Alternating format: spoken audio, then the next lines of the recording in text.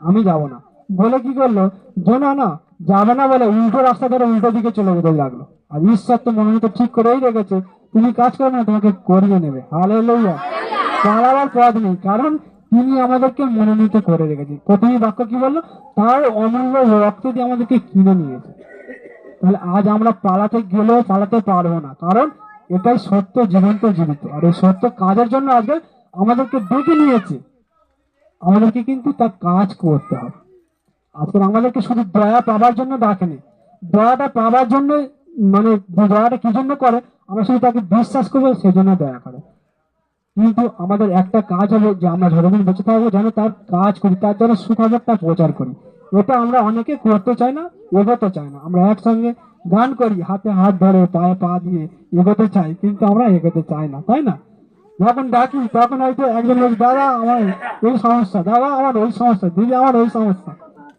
হ্যাঁ, এটাই হচ্ছে ব্যাপার। কিন্তু আমাদের আগ্রহ যাব, সেই সময় যে সমস্যা হয় সে ব্যাপার আলাদা। কিন্তু আমার প্রথমে যদি 1 সপ্তাহ আগে 2 সপ্তাহ আগে বলা হয় আমি যেতে পারবো, তাই আমার মনে হচ্ছে ওই সময় দেখি, আমার মনে হচ্ছে এই ব্যাপার ওই ব্যাপার, আমার তোমরা প্রত্যেকেই জানো ব্যাপার অজুহাত গুলো কি তোমাদের, তাই এইগুলো আমরা চলে আসি। কিন্তু আমাদেরকে টার্গেট রাখতে হবে না, আমরা যিশুর কাজ করবো, এটা রাখতে হবে। একটু হলেও যেন কাজ করতে পারি। আমরা তো সারাদিন 24 ঘন্টা সংসারে কাজ করেই থাকি, তাই না? আমরা যেন প্রচারে একে অন্যের সঙ্গে নিয়ে তাকে যেতে পারি প্রচারে। কিছু কথা যেন দুটো মানুষ ভালো করে, তারা বাক্য জানে না, প্রার্থনা করতে জানে না, কিভাবে গান করতে সেটাও জানে না, সেখানে গিয়ে যদি তোমার দ্বারাই দুটো মানুষ ঈশ্বরের বাক্য শোনে, তাকে তুমিও আশীর্বাদ দিতে হবে এবং সেই মানুষগুলো আশীর্বাদ দিতে হবে। হালেলুয়া। তাই জোনাও কি করছিল, পালিয়ে গেছিল, কিন্তু পালাতে দেয়নি ঈশ্বর। তার প্রত্যেকে আমরা হয়তো অনেকেই জানি গল্পটা, তো গল্পটা আমি যাচ্ছি না। তাকে কিন্তু ঈশ্বর জোর করে কাজ করিয়ে নিয়েছিল।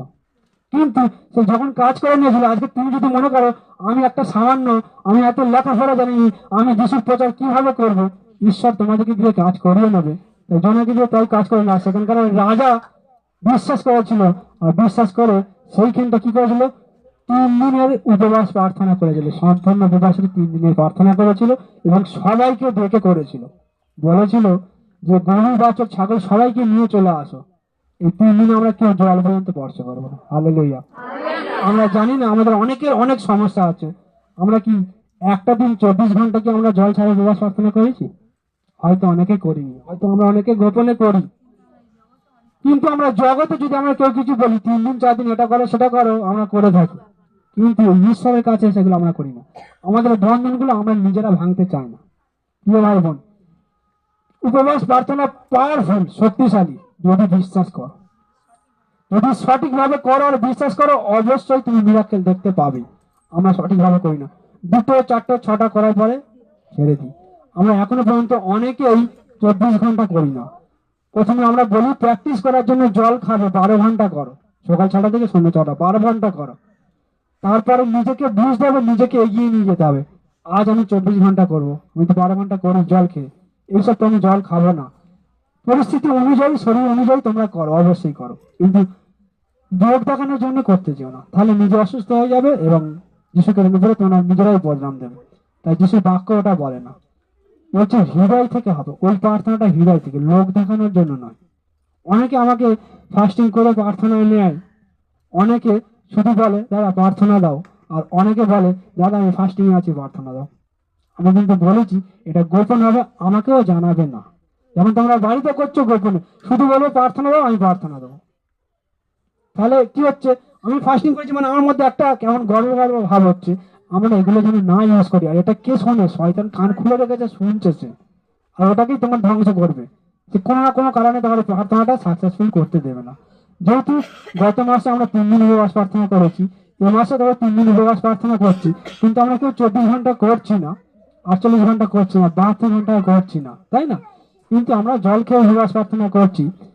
ওগুলো আমাদের যার যেমন সমস্যা, তাকে সেইভাবে গভীরভাবে আগে আলোচনা করে বুঝে, দুজনের স্বামী স্ত্রী যদি করতে পারো আরো ভালো। আর যদি মনে হয় একসঙ্গে অ্যাডজাস্টিং করার, ধরো করিন্থীয় 5:7 লেখা আছে না 7:5 লেখা আছে, বলছে দুজনে একসঙ্গে কথাবার্তা বলে যে কদিন প্রার্থনা রাখবে তোমরা ঠিকঠাক করে নাও। বাক্যটা করে দেখবে, তোমরা দুজনে আলোচনা করে নিয়ে তারপরে প্রার্থনায় বসো। সেটা দুদিন হতে পারে, হয়তো ভাবছি আমরা আজকে দুটো পর্যন্ত করেছি, কালকে দুটো পর্যন্ত করেছি, আজকে সারাদিন করেছি, আজকে দুটো পর্যন্ত করেছি বলে যে প্রার্থনা শেষ হয়ে গেছে না, কিন্তু প্রিয় ভাই বোন, শুধু আমরা খেয়ে থাকতে পারবো না বলে খাবারটা শুধু খেয়েছি, কিন্তু খাবার বাদে আরো অনেক বিষয় আছে, সেগুলো আমাদের ফাস্টিংটা 3 দিন ধরেই চলছে। কতক্ষণ বুঝেছো আমি জানি না, যারা আমরা বুঝতে পারো যে কোনো মুহূর্তে তোমরা ফোন করো, আমি সেটা বুঝিয়ে দেবো। তাই আমি বলি বাক্য বলে, বাক্য কি বলছি দেখো, আমি 2-3টা পদ বলে প্রত্যেকে রেডি করে রাখো। ফিলিপিও 4:19, যাত্রা পুস্তক 17:6, দ্বিতীয় বিবরণ 8:3, এই 3টে বাক্য তোমরা রেডি করো। প্রথম ফিলিপিও 4:19 কে করেছো? যাত্রা পুস্তক 17:6। তাই কি করেছিল, সেই জোনার কথা শুনে সেখানকার রাজা 3 দিন সম্পূর্ণ উপবাস করেছিল, বাচ্চা বুড়ো সবাইকে ডেকে। আর তখন ঈশ্বর ওই জায়গায় ধ্বংস করতে গিয়ে কিন্তু ধ্বংস করেনি, ঈশ্বর ধ্বংস করেনি। ওই জোনা গিয়ে 40 দিন ধরে প্রচার করেছিল, একদিন যায় 2 দিন যায়, কেউ কথা শোনে না, গুরুত্ব দেয়নি। আর কোথায় থাকবে? পাহাড়ের মধ্যে। হ্যাঁ, 17:6 ফিলিপিও 4:19 প্রথম ওটা হবে, একটু বলে নি। তারপরে দ্বিতীয় বিবরণে 8:3।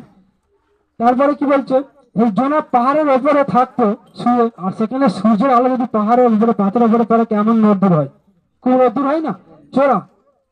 তখন কি করলো, একটা সে ডালপালা পড়েছিল গাছের, সেই ডালপালা দিয়ে একটা মাচা তৈরি করলো, আর সেই মাচার নিচে শুয়েছিল, আর কোনো রকম আবছা আবছা আলো পড়ছিল, তাতেও তার কষ্ট হচ্ছিল। সে যখন ঘুমিয়ে পড়ে, ঘুম থেকে ওঠার পরে দেখছে সেই গাছ, সেই ছাউনিটার মধ্যে একটা লাউ গাছের মতন গাছ হয়ে ভর্তি হয়ে গেছে, আর সে আরামে দিন এসি ঘরের মতন ঘুমাচ্ছে। হালেলুয়া। তাহলে এটা কে করলো? ঈশ্বরের মিরাক্কেল করলো, তাই না? তুমি যদি মনে করো আমি ঈশ্বরের কাজ করবো, ঈশ্বর তোমাকে যোগান দেবে। Hallelujah, hallelujah. পড়ো ফিলিপিও 4:19।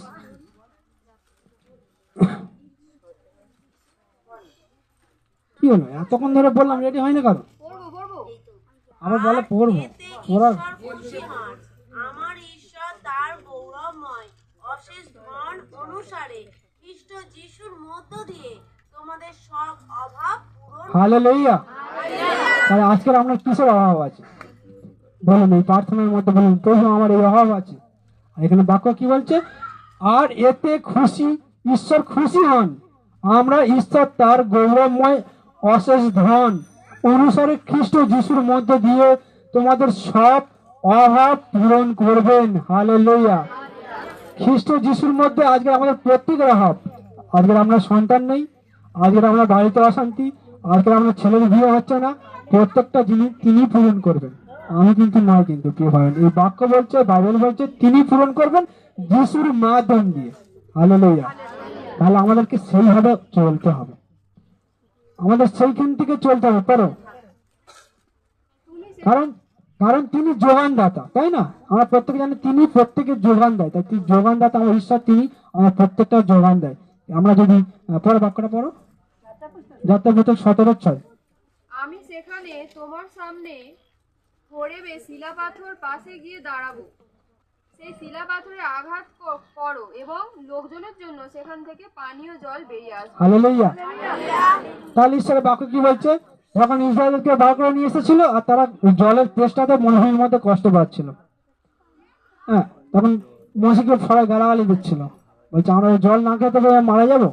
তখন কি বলছে, মোশিক ঈশ্বর বলছে তুমি ওই পাথরে গিয়ে তোমার হাতের লাঠিটাকে আঘাত করো, আর আমি ওখান থেকে তুমি আঘাত করার সঙ্গে সঙ্গে আমি সঙ্গে সঙ্গে জল দেবো। হালেলুয়া। আজকে চিন্তা করো, আমরা জল কোথা থেকে পাই? নয় কুয়া থেকে, নয় পুকুর থেকে, নয় কলে থেকে পাই, তাই না? কিন্তু সেই মরুভূমির মধ্যে দিয়ে সেখানে নলকূপও পুঁততে হয়নি, সেখানে কুয়া খুলতে হয়নি, আর তিনি যোগানদাতা বলছে পাথরের মধ্যে দিয়ে জল বেরোবে, আর তিনি পুরো পাথরের মধ্যে স্পর্শ করলো, আর ঈশ্বর সেই পাথর থেকে জল দিলেন। হালেলুয়া। তিনি যোগানদাতা, তিনি প্রত্যেকটা জিনিস যোগান দেবেন, কারণ তিনি আমাদেরকে যোগান দেওয়ার জন্যই ডেকে নিয়েছে।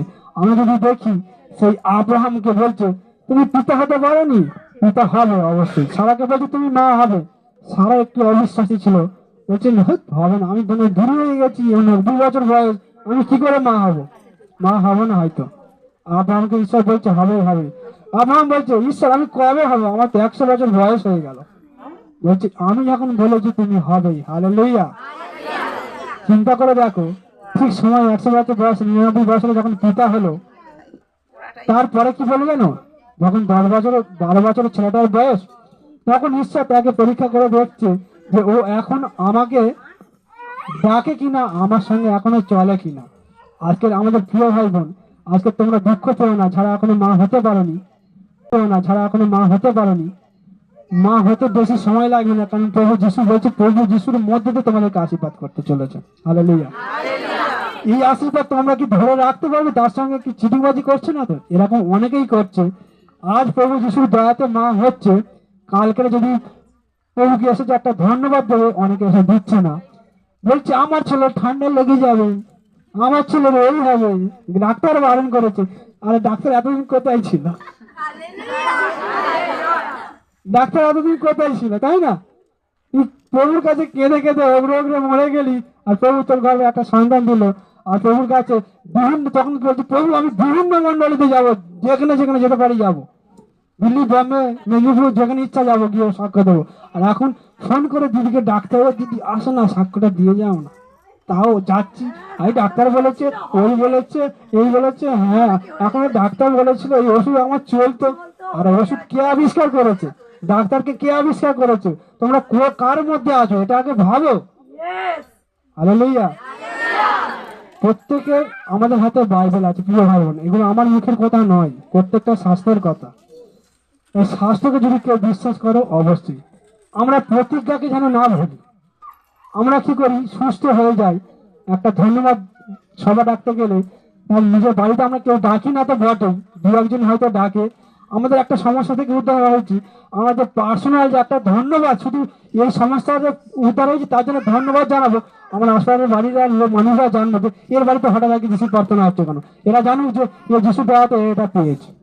এটা আমরা অনেকে করতে লজ্জা পাই। হালেলুয়া। ঈশ্বরের বাক্য এটা বলে না। তাই কি করছিল, ঈশ্বর সব পারে, তাই না? সেই 12 বছর বয়সের ছেলেটাকে আব্রাহামকে বলছে রাত্রেবেলা ঈশ্বর তাকে আদেশ দিচ্ছে, বলছে ওই ছেলেটাকে নিয়ে তুমি মরিয়ম পাহাড়ে যাও, গিয়ে ওকে আমার জন্য বলি দাও। হালেলুয়া। আগে পুরাতন নিয়মে ঈশ্বর বলি গ্রহণ করতেন, হ্যাঁ, এটা প্রত্যেকে বুঝবেন, নতুন নিয়মে নয়। যিশু বলি নিজে বলি হয়েছে, প্রথমে ঈশ্বর নিজে বলি গ্রহণ করতেন।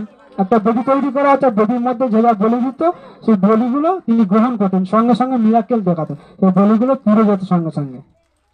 আমি বলছি মানে আমি মনে হচ্ছে আমি ছোট চোখে ছবিগুলো দেখতে পাচ্ছি। প্রত্যেকে ওই জন্য বাইবেলগুলো পড়বে, যারা প্রত্যেকে নতুন নতুন বাইবেল কিনছো, আদি পুরুষ একটা প্রথম তোমরা পড়ে নিয়ে তারপর নতুন নিয়মে চলে আসবে। তারপরে কি হয়, কি করবে, যদি মনে হচ্ছে আমি বুঝতে পারছি না, আমাদেরকে যোগাযোগ করবে, খুব সহজভাবে জানার জন্য, চেনার জন্য। প্রথম আদি পুস্তকটা পড়ে নেবে, পুরোটা 50 টাকা থেকে পড়ে নেবে, নিয়ে নতুন নিয়মটাকে শুরু করবে। কারণ নতুন নিয়মটা আমাদের ইম্পর্টেন্ট, কারণ নতুন নিয়মে আমরা প্রত্যেকেই আছি। হ্যাঁ, কারণ আমরা অনেক কিছু পালন করতে পারবো না, যিশুর মাধ্যমেই আমরা যাবো, এই জন্য আমরা নতুন নিয়ম আছে, নতুন নিয়মটা ইম্পর্টেন্ট। আদি পুস্তকটা অবশ্যই জানা দরকার, কারণ নতুন নিয়মে সব কথা আদি পুস্তকের কথাই লেখা আছে, সবার কথাই লেখা আছে। খুললেই তখন তুমি বুঝে যাবে যে এই আবার কি, যাকব আবার কি, এটা আবার কি, এই গাধাটা কোথা থেকে এলো রে আবার, তাই না? তাহলে এই আব্রাহামের কথা লেখা আছে। তাহলে আব্রাহামকে বলছে তোমার ছেলেকে নাকি বলে দেবো। আব্রাহামকে কি আশীর্বাদ করেছিল জানো? বলছে তোমার সন্তান হবে এই সমুদ্রের বালির মতন, আকাশে যত তারা দেখতে পাচ্ছ সেই আকাশের তারার মতন তোমার সন্তান হবে, তোমার বংশধর হবে। সেই বংশ আজকে আমরা। হালেলুয়া। কেন আব্রাহামের বংশ থেকে মুসলিম জাতি সৃষ্টি হয়েছিল, বিভিন্ন জাতি সৃষ্টি হয়েছিল আব্রাহামের বংশ থেকে। আমি ওই আলোচনায় যাচ্ছি না বাবু। তাই আব্রাহামকে যখন বললো, সে একটা প্রশ্ন করলো না যে প্রভু তুমি তো বলেছো আমার বংশে এত বড় বংশ হবে, আর তুমি আজকে আমার একটা সন্তান দিয়ে কেড়ে নিচ্ছ। সে একবার প্রশ্ন করেনি, কিন্তু আব্রাহামের স্ত্রী মনে সন্দেহ থাকতো, তাই সে কি করেছিল, আব্রাহামের দাসীর সঙ্গে বিয়ে দিয়েছে। ঈশ্বরের কথা তার মনে সন্দেহ। ঈশ্বর বলেছে, আজকে অনেকেই ভাবছে যে যিশু বলছে যে তোমাদের দেশে কেউ গর্ভবতী থাকবে না, তোমাদের গর্ভ কারণ নষ্ট হবে না, বন্ধা থাকবে না, কেউ বন্ধা থাকবে না, প্রত্যেকের গর্ভে আমি সন্তান দেব। কিন্তু আমরা তবুও অবিশ্বাসী করছি। হ্যাঁ, একবার এদিকে বিশ্বাস করছি, আবার ওদিকে বিশ্বাস করছি, পুরোপুরি 100 কেউ বিশ্বাস করি। আব্রাহামের স্ত্রী এরকম ছিল, তাই কি করেছিল, আব্রাহামকে তার দাসের সঙ্গে বিয়ে দিয়েছিল মাঝখানে। এই জন্য হয়তো তাকে 100 বছর 75 বছর বয়স, মানে 25 বছর হয়তো অপেক্ষা করতে হয়েছিল। একদিনই কিন্তু পায়নি, সে 25 বছর ধরে তার শরীরে সন্তান ধরে রাখার মতন ক্ষমতা ছিল না। সে শুকনো বুড়ি হয়ে গেছিল, তবুও কিন্তু সে মা হয়েছিল 99 বছর বয়স।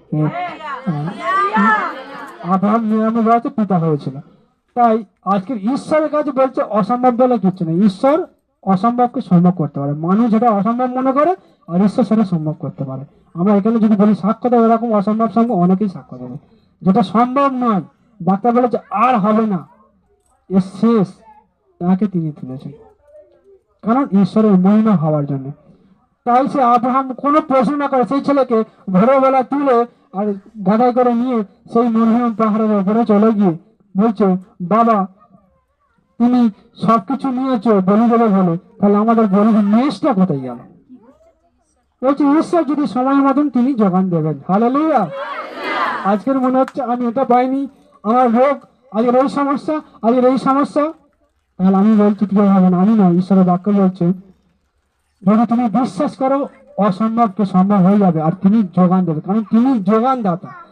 আজকে তুমি যখন মায়ের গর্ভে ছিল, ঈশ্বরের বাক্য কি বলছে, তুমি যখন মায়ের গর্ভে ছিল আমি পরিচালনা করেছি। তুমি মায়ের গর্ভে কি খাবে সেটা আমি ব্যবস্থা করেছি, মায়ের গর্ভ থেকে বাইরে এসে কি খাবে সেটা ব্যবস্থা করেছি, আর একটু পরে কি খাবে সেটা ব্যবস্থা করেছি, আর একটু পরে কি খাবে সেটাও ব্যবস্থা করেছি।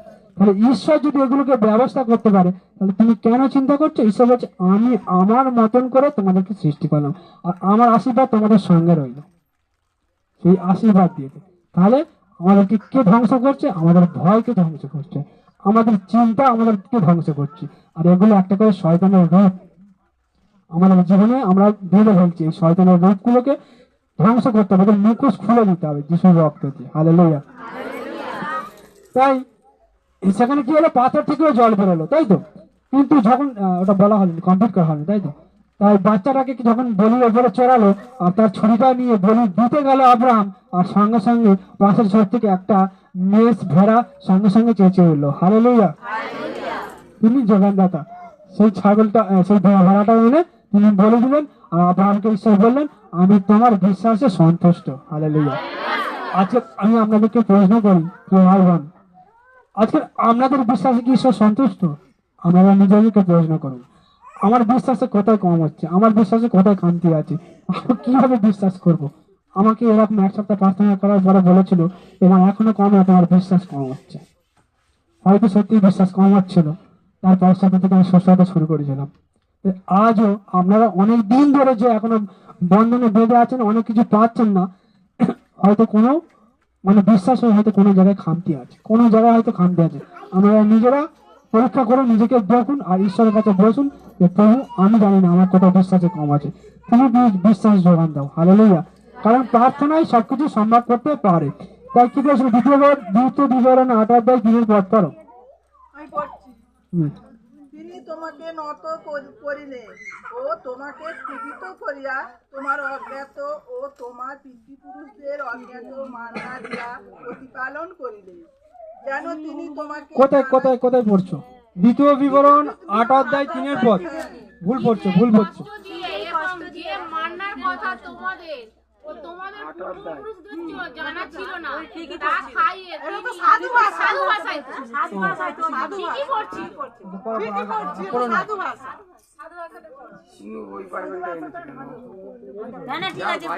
পড়ো আগে দেখে নিও। তিনি তোমাকে নত করিলেন ও তোমাকে ক্ষুধিত করিয়া তোমার অজ্ঞাত ও তোমার পিতৃপুরুষদের অজ্ঞাত মান্না দিয়া প্রতিপালন করিলেন, যেন তিনি তোমাকে জানিতে পারেন যে মনুষ্য কেবল রুটিতে বাঁচে না, কিন্তু সদা প্রভুর মুখ হইতে যাহা যাহা নির্গত হয় তাহাতেই মনুষ্য বাঁচে। Hallelujah, hallelujah. তাহলে আজকে আপনি কিসে বেঁচে থাকবেন? ঈশ্বরের বাক্য কি বলছে দেখো। মানুষ কিন্তু খাবারে বাঁচে না, ঈশ্বরের প্রত্যেকটা বাক্যতে বাজে। আজকের এই বাক্য যে আপনি খেয়ে খাচ্ছেন, এতে আপনি বেঁচে থাকবেন। আজ আমরা প্রত্যেকে প্রতিজ্ঞা করি আমরা 2024-এ কেউ মরবো না। হালেলুয়া। আমরা জীবিত থাকিব। হালেলুয়া। কারণ ঈশ্বরের বাক্য কি বলে জানো? 118 গীত সংহিতা 118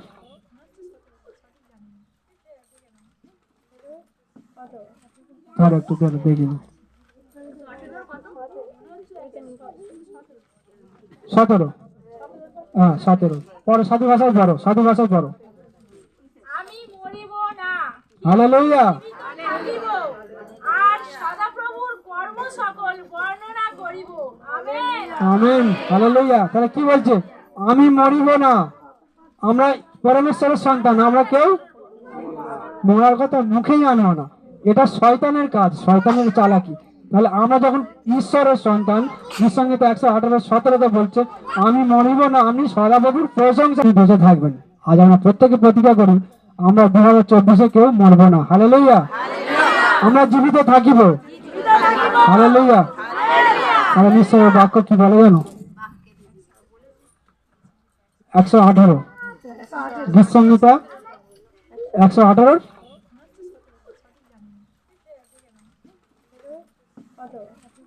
একটু দেখি 17, হ্যাঁ 17 পরে সাধু ভাষায় পড়ো, সাধু ভাষায় পড়ো। আমি মরিব না, হালেলুয়া। থাকিব, আর সদাপ্রভুর কর্ম সকল বর্ণনা করিব। আমেন। Amen, hallelujah. তাহলে কি বলছে? আমি মরিব না, আমরা পরমেশ্বরের সন্তান, আমরা কেউ মরার কথা মুখেই আনবো না। এটা শয়তানের কাজ, শয়তানের চালাকি। তাহলে আমরা যখন ঈশ্বরের সন্তান, নিঃসঙ্গীত 118:17 বলছে আমি মরিব না, আমি সদাপ্রভুর প্রশংসা করিব। হালেলুয়া। তাহলে আজকের যে যা সমস্যা আছো প্রিয় ভাই বোন, আমি বলি আজকে তুমি যদি মনে করছো এই লেভেলে আছো, আজকে তুমি যদি মনে করছো এই লেভেলে আছো, তোমার সঙ্গে অনেক মান্যগণ্য ছেলে মেয়ে, মানে সবাইকে উদ্দেশ্য করে বলছি, ইয়ং ছেলে মেয়েদের ক্ষেত্রেও বলছি এবং বড়দের ক্ষেত্রেও বলছি, একটা প্রশ্নের মধ্যে সবাই উত্তরটা পেয়ে যাবে। তাহলে আজকে তোমার মধ্যে মনে হচ্ছে 4 জন তোমার সঙ্গে যোগাযোগ করার জন্য ব্যস্ততা হয়ে যাচ্ছে, তুমি যদি এই লেভেলে থাকো, তাই না? তাহলে তুমি যখন এই লেভেলে উঠবে তাহলে ওখানে কতজন থাকবে? হালেলুয়া। বুঝতে পারছো ব্যাপারটা আমি কি বলছি? বুঝতে পারছো না? ধরো আজকের আমার ওই বোনকে দিয়ে কথা বলি, ওই বোন আজকের স্টাইল দিয়ে বাইরে যায়, কলেজে যায়, ভালো, ওনার পেছনে 4টে খুব দামি দামি ছেলে বাইক নিয়ে ঘোরে। হালেলুয়া, তাই তো? আজকের ও এই লেভেলে আছে, তাই না? ও যদি ওর জীবনকে সার্থক করে এগিয়ে নিয়ে এই লেভেলে ওঠে, তখন কি বলছে মার্সিডিজ বেঞ্জ নিয়ে তারা ঘুরবে। হালেলুয়া। ব্যাপারটা বোঝা গেল? তাহলে নিজেকে কোনোদিন ছোট ভাববে না, কেউ নয়। আমাদের ঈশ্বর আশীর্বাদ আছে, আমরা সেখান থেকে যাবো। আজকে যদি তারা বাইক না করে, তারা মার্সিডিজ বেঞ্জ নিয়ে 4 জনের জায়গায় 8 জন 2 দিন পর আমার এই লেভেল হবে। তাহলে আমাকে লেভেল তৈরি করতে হবে, তাই না? আমার লেভেলে যদি আজকে এই লোকগুলো আমার সঙ্গে মেলামেশা করার জন্য হুটফাট করছে, তাহলে আরেকটু যদি আমি ঈশ্বরের বাক্য দিয়ে আরো যদি আমি নিজেকে উন্নতি তৈরি করি, তাহলে কত লোক ঘুরে আসবে। আজকে তোমাকে যারা যিশুর প্রার্থনা করে থাকে, তোমাকে করতে ঘৃণা করছে, তারা 2 দিন পর এসে বলছে যিশুর নামে আমাকে একটু প্রার্থনা করে দাও, দিতে হয়। হালেলুয়া। আবার তোমরা প্রত্যেকে প্রমাণ করে দেখে নেবে, বলবে দিদি আমাকে একটু প্রার্থনা করো, যারা তোমাকে যিশুর নামে গালাগালি দিচ্ছে, বলবো না? অনেকে বলছে, অনেকে করছে, তাই না? অনেকে প্রমাণ পাচ্ছে, অনেকে বলছে দিদি আমাকে একটু প্রার্থনা করো। যে তোমাকে প্রার্থনা করো গালাগালি দেয়, সেই তোমাকে এসে বলছে প্রার্থনা করো। এটাই হচ্ছে মিরাকেল, এটা হচ্ছে স্টেজ। তাই আমরা মরিব না। হালেলুয়া।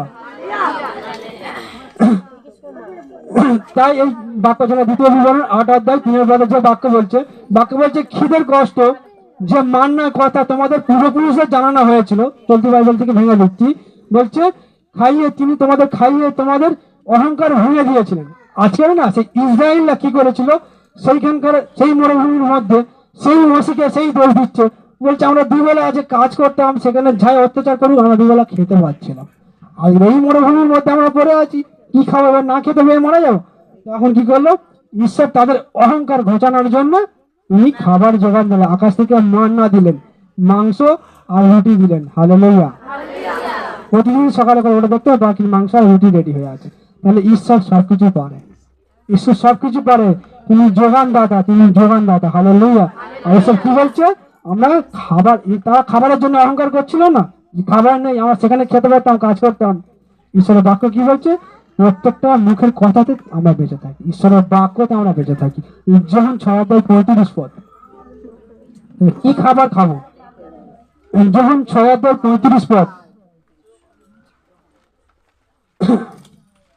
যখন 6:35 পদ ঈশ্বরের বাক্য বলছে যিশু তাদের বললেন আমি সেই জীবন রুটি, যে আমার কাছে আসে তার কখনো খিদে পাবে না। হালেলুয়া। যে আমার উপরে বিশ্বাস করে তার আর কখনো পিপাসা পাবে না। হালেলুয়া। যদি আমরা ছোট করে একটা গল্প দেখি, সেই সমরীয় নারীর কথা আমরা অনেকেই জানি, তাই না? তিনি কি করতে এসেছিল কুয়ার কাছে? জল নিতে এসেছিল তো, কিন্তু শেষ পর্যন্ত কি জল নিয়েছিল? জল নেয়নি। সে কাকে নিয়ে গেছিল? যিশুকে নিয়ে গেছিল। হালেলুয়া। সে যিশুর একটা কথা শুনে প্রচুর মানুষকে যিশুকে দিয়েছিল। সে জল নেওয়া ভুলে গেছে, তার খিদে চলে গেছিল। তাই এই বাক্যটার সঙ্গে মিল আছে, দেখো বলে তোমরা রুটিতে মাছবে না, ঈশ্বরের বাক্যতে মাছবে। আর সে জল খাবার জন্য জল নিতে এসেছিল কুয়া থেকে, সে কিন্তু জলের কলসি ফেলে চলে গেল যিশুকে নিয়ে। হালেলুয়া। তার তেষ্টা মিশে গেল। তাই বলছে, এখানে বলছে সেই জল কিন্তু নিজে যিশু, জীবন জল। তাহলে তার জীবনের তেষ্টা মিটে গেল। আজকে যদি আমাদের জীবনে যিশুকে যদি প্রাধান্য দিতে পারি, তাহলে আমাদের সমস্ত চেষ্টা মিশে যাবে, সমস্ত চেষ্টা। আজকে আমরা অভাবে আছেন, আজকে আমরা ঘর নেই, আজকে আমরা চাকরি নেই, আজকে আমরা ব্যবসা নেই, আজকে আমরা রোগে পড়ে আছেন, সবকিছু দূর করলে ওই প্রভু যিশু। Hallelujah, hallelujah.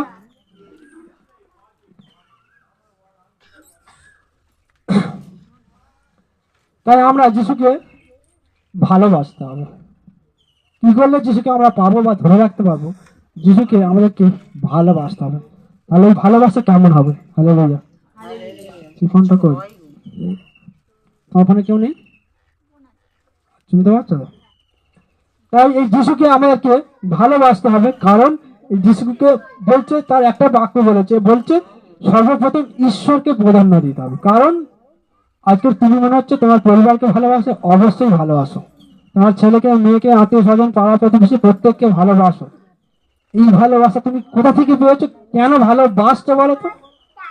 ঈশ্বর তোমাকে যোগান দিয়েছে বলে, এত সুন্দর পরিবার দিয়েছে বলে, এত সুন্দর সংসার দিয়েছে বলে তুমি এগুলোকে ভালোবাসছো। তাহলে সবার আগে কি ঈশ্বরকে ধন্যবাদ দেওয়া উচিত না?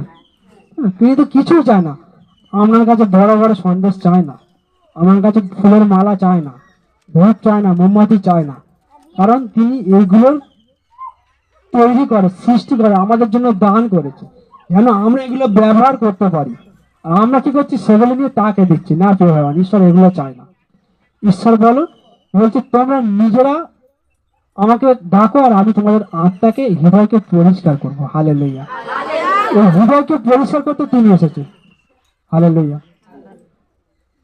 তাহলে আজকে আমাদের প্রথম প্রাধান্য দিতে হবে ঈশ্বরকে।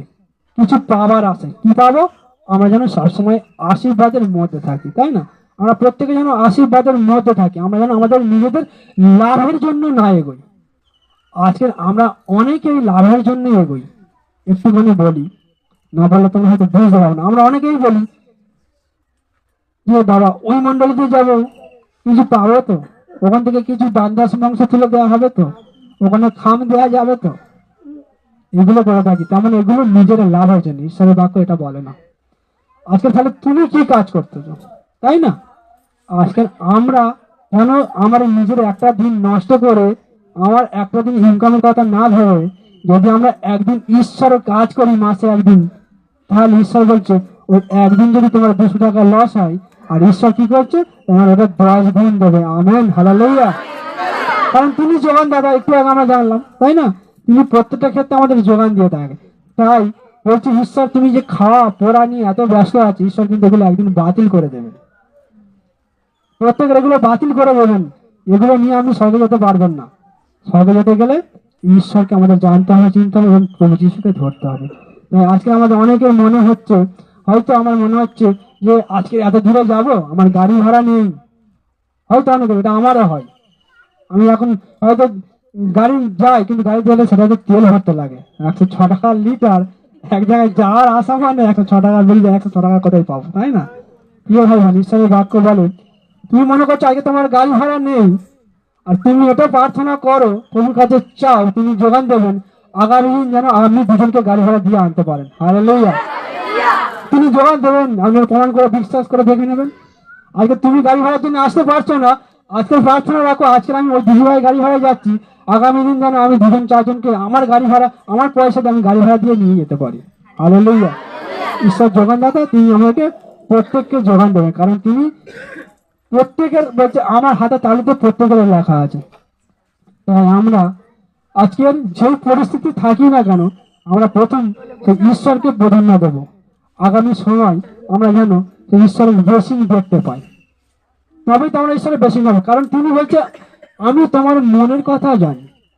হয়তো আমরা মন্ডলী দেশে আমার মনের ভাব প্রভুকে দেখিয়ে যাচ্ছি, আর ঘরে গিয়ে আর প্রভুর নামে অনেকে নিন্দা করছি, বাজে কথা বলছি। হবে তো, পাবো তো, সত্যি তো। আজ একটা দিদিভাইকে গাড়ি ভাড়া দিয়ে নিয়ে গেলাম, 50টা টাকা থাকলে হয়তো আমার কালকে আমার এই হতো ওই হতো। তাহলে ঈশ্বরকে এবার তো তার মনের চিন্তা ভাবনা জানো, তাই না? কিভাবে মানে এরকম নয়, মন থেকে দান অবশ্যই করতে বলেছে। কিভাবে বলেছে? বলছে মন থেকে তোমার যদি মনের বিশ্বাস হয় তবে মনের চিন্তা ভাবনা জানো, তাই না? কিভাবে মানে এরকম নয়, মন থেকে দান অবশ্যই করতে বলেছে। কিভাবে বলেছে? বলছে মন থেকে তোমার যদি মনের বিশ্বাস হয় তবে তুমি দান করো। আর তুমি এটা কেন করছো? ঈশ্বরের কাজের জন্য করছো। হ্যাঁ, যদি মনে হচ্ছে বাড়িতে গিয়ে আমি এটা যদি না দিতাম, একটু এই করলে সেই করলে বা না দিলে ভালো হতো, তাহলে কিন্তু দিও না। ওই দান কাজে লাগবে না, স্বর্গে কাজে লাগবে না। বলছে তুমি ছোট কাজ তাতে তুমি না দাও, তাতে তুমি না দিতে পারো, তাতে ঈশ্বরের কাছে আশীর্বাদ পাবে। আর তুমি যদি দিয়ে অনুশোচনা করো না পরে ওই টাকা দেওয়ার জন্য, এই হাতে দিয়েছো, এদিকে মুখ ভুলেছো, মানে ভুলে গেছো, এটা ভুলে যাও। যখন তুমি ভুলে যেতে পারবে, তখন সঙ্গে সঙ্গে তোমার ওপরে সেই 10 গুণ লেখা হয়ে যাবে। হালেলুয়া। আমরা কি করি? যদি আমাদের মধ্যে একটু মনোমালিন্য হয়, আমি না অমুক সময় ওই দিকে এতবার গাড়ি ভাড়া দিয়ে অমুক জায়গায় নিয়ে গেছিলাম, আমি না এই কথা বলেছিলাম, তাহলে আমরা এতদিন যে প্রার্থনা আরাধনা করেছি, তাহলে সব বৃথা হয়ে যাবে, বেকার হয়ে যাবে। ঈশ্বরের বাক্য এটা বলে না। তাই আমরা যখন মাতৃগর্ভে ছিলাম, তখন আমরা কি খাবো সেটা চিন্তা করতেন। আর আমরা সামান্য গাড়ি ভাড়া করে চিন্তা করবো না?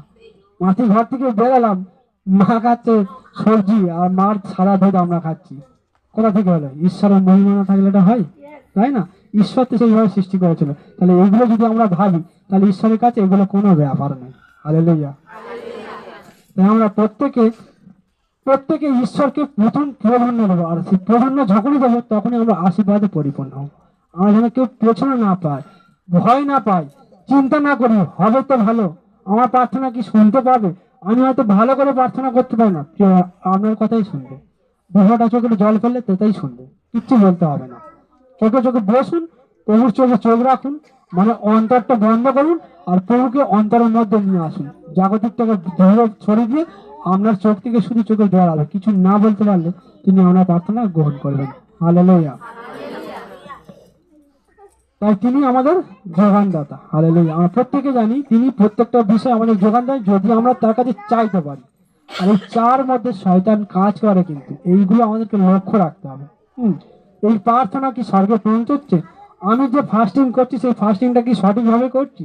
সেটা আলোচনা করে ভালো করে জেনে নাও যে কোথায় ভুল হচ্ছে। আমি কোনোদিন করিনি, আজ হয়তো প্রথম করছি। পরে তুমি তোমার মন্ডলীর যাকে প্রাধান্য দাও, সে জানে যদি বিবাহ প্রার্থনার বিষয়টা খুব ভালো করে, তার থেকে তুমি জেনে নাও যে আমি এইভাবে করেছি, সব ঠিক আছে কি, কোথায় ভুল আছে তুমি বলো। তোমার বলাতে সে তোমার ভুল ধরে দিতে পারবে। তাহলে কি হবে? পরেরটা আমরা ঠিক করে করতে পারবো, তাই না? আর 2-3 উপবাস করে আমরা সাক্ষ্য কেউ দেবো না, মানে যে জন্য করছি সাক্ষ্য হাট করে দেবো না, কারণ ওটা কমপ্লিট হবে তবে আমরা সাক্ষ্য দেবো। যে বিষয় নিয়ে আমরা রাখছি সেই সাক্ষ্যটা দেবো ভালো করে, তখন কমপ্লিট হবে, মানে পেয়ে গেছি। উপবাসের কথাটা আমরা যেন না বলে বেড়াই, আর যখনই আমরা বলবো তখনই শয়তান কাজ করবে, উপবাস সঠিকভাবে কাজ হবে। হ্যাঁ, এই উপবাস, প্রার্থনা আর দান, এই 3টে বিষয়কে নিজেকে খুব চাঙ্গা করে শক্ত করে ধরে রাখতে হবে। কিভাবে করতে হবে? যদি আমরা দেখি পরের বাক্য, 1 পিতর 5:10,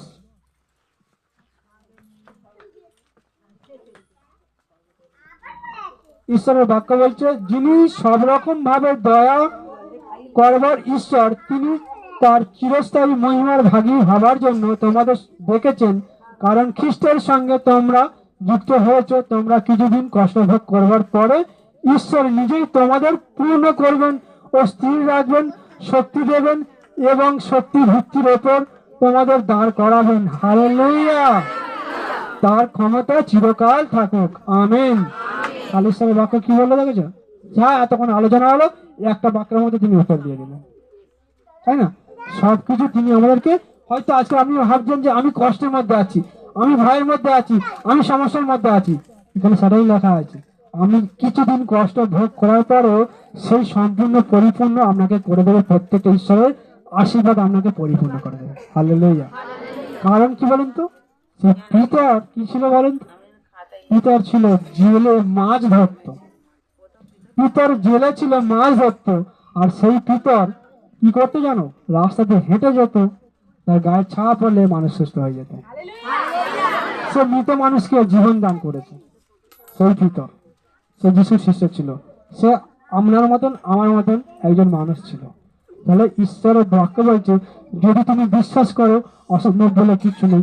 তুমি ওই যিশু থেকে বড় বড় অলৌকিক কাজ করতে হবে। হালেলুয়া। বিসংগীতা 23:3।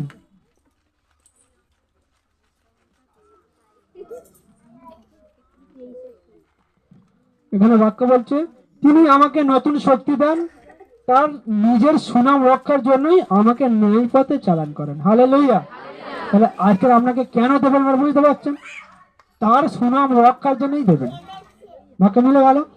আজকে তিনি আমাদেরকে দেবেন কেন? তার সুনাম রক্ষা করে। কারণ আমরা তার প্রশংসা করি, তার মহিমা করি, তার গৌরব করি, তবেই তিনি দেবেন।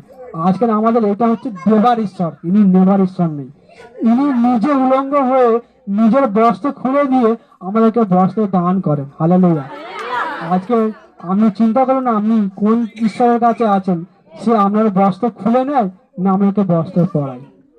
আমাদের ঈশ্বর কি করে? তিনি তার দেহের বস্ত্র আমাদেরকে দান করেন। বলছে, ভিখারীদেরকে খাও, হ্যাঁ, দর্শকদের পাশে তোমরা থাকো, সাহায্য করো, আর সেখানেই আমি নিজে থাকবো। তাই আজকের প্রিয় ভাই বোন, তিনি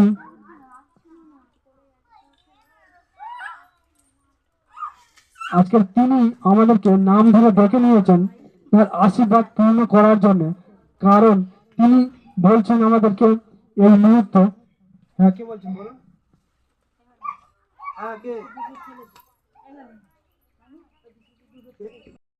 সুনাম রক্ষার জন্য আমাদের প্রত্যেককে আশীর্বাদ করবেন। আজ আমরা প্রত্যেকে একসঙ্গে হাত তুলে বলি, আমরা প্রত্যেকে আশীর্বাদিত, আমরা প্রত্যেককে আশীর্বাদিত।